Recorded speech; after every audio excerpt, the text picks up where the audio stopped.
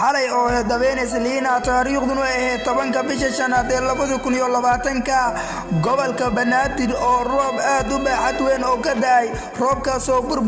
burbur badan gaarsiiyay degmooyinka gobolka Banaadir 8 degmo balse tani oo ah degmada Dharkeeley wadada isku socodka gawaarida uu aad u buux dhaafiyay roobka uu ka muuqato jajab iyo hadda dhibaatooyin badan inta badan roobkaas wuxuu hadda dhibaato gaarsiiyay dadka masaakiinta oo tabarta yar roobkaas hadda waxa uu aad u buux dhaafiyay degmada ama xaafadaha gobolka Banaadir xaafadaha waxa laga sheeganayaa cawasho oo roobkaas guriyihii inay jajabaan oo shacabka magaalada Muqdisho mar walba cabasho qabaan sababtoo ah xilliyada roobka waxa uu saameyn weyn gaarsiiyaa roobka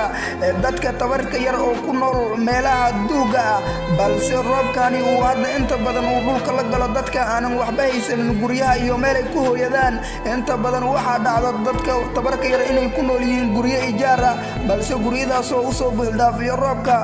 haday ka baxaan aanan meel ay degan ay haysan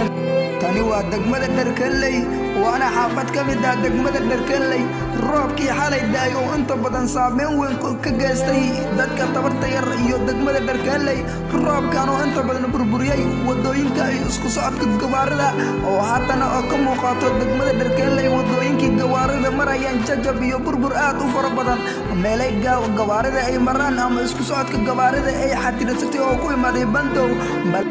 roobkan oo ka dhacay gobolka Banaadir ee 8 degmo roobkan degmooyin qaar oo cabasho badan laga bixinayaan oo degmooyin badan uu ka dhacay saameyn aad u baaxad weyn saameyntaas oo ka mid ah dhimasho iyo hadda burbur fara badan xitaa isku socodka gawaarida iyo suuqgeynta way xirmatay degmada walba waxa cabasho ay ka dhibayaan inta ku dul nool oo hadda masaakiina inuu roobkaasi dhulku la jaray wadooyinka isku socodka gawaaridana uu xadiday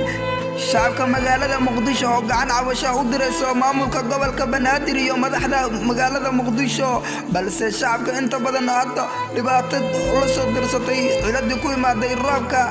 degmo waliba oo gobolka Banaadir ku taalo waxa ka muuqato jajab iyo dhibaato fara badan dhibaatadaas oo inta badan roobka gaarsiiyay guriyo qaar ayaa waxa jiraan ku kordumeen dadka ayagoo ku dhex jiraan balse degmada Dharkeeley oo inta badan dhibaatada aad u soo dirsantay